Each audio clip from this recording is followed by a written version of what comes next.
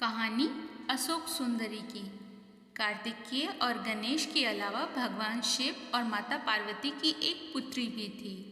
हर कोई शिव पुत्रों के विषय में जानता है, किंतु बहुत कम लोग यह जानते हैं कि कार्तिकेय और गणेश की एक बहन भी थी जिनका नाम अशोक सुंदरी था।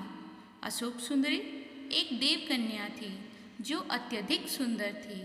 शिव और पार्वती की इस पुत्री का वर्णन पद्म पुराण में है, जिसके अनुसार एक दिन माता पार्वती ने भगवान शिव से संसार के सबसे सुंदर उद्यान में घूमने का आग्रह किया।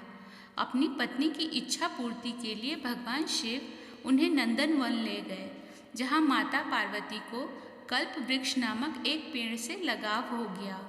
कल्प वृक्ष मनोकामनाएं पूर्ण करने वाला वृक्ष था, अतः माता उसे अपने साथ कैलाश ले आईं और अपने उद्यान में स्थापित किया।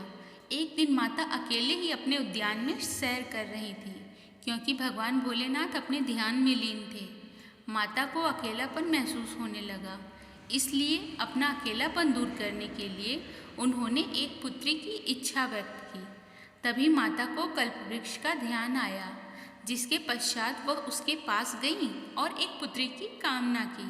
चूंकि कल्पवृक्ष मनोकामना पूर्ति करने वाला वृक्ष था, इसलिए उसने तुरंत ही माता की इच्छा पूरी कर दी, जिसके फलस्वरूप उन्हें एक सुंदर कन्या मिली, जिसका नाम उन्होंने अशोक सुंदरी रखा। उसे सुंदरी इसलिए कहा गया क्योंकि वह बेहद खूबसूरत थी।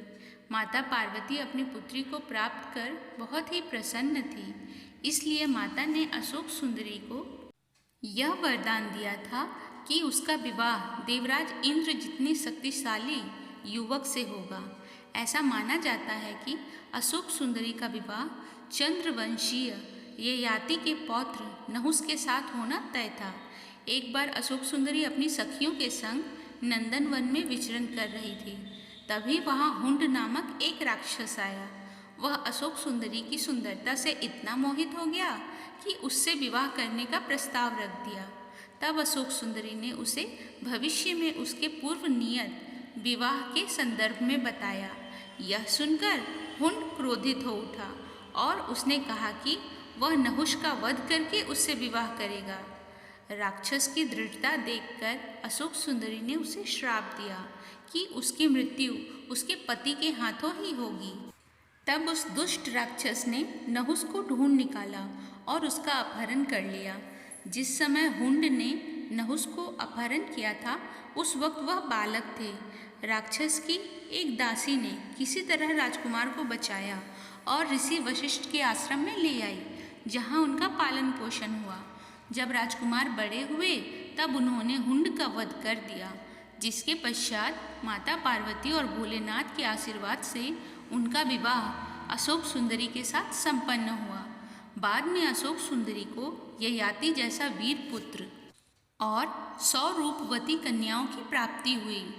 ययाति भारत के चक्रवर्ती सम्राटों में से एक थे और उन्हीं के 5 पुत्रों ने संपूर्ण भारत पर राज किया था। उनके 5 पुत्रों का नाम था पुरु, यदु, तुर्वस, अनु और द्रुहु। इन्हें वेदों में पंचनंद कहा गया है।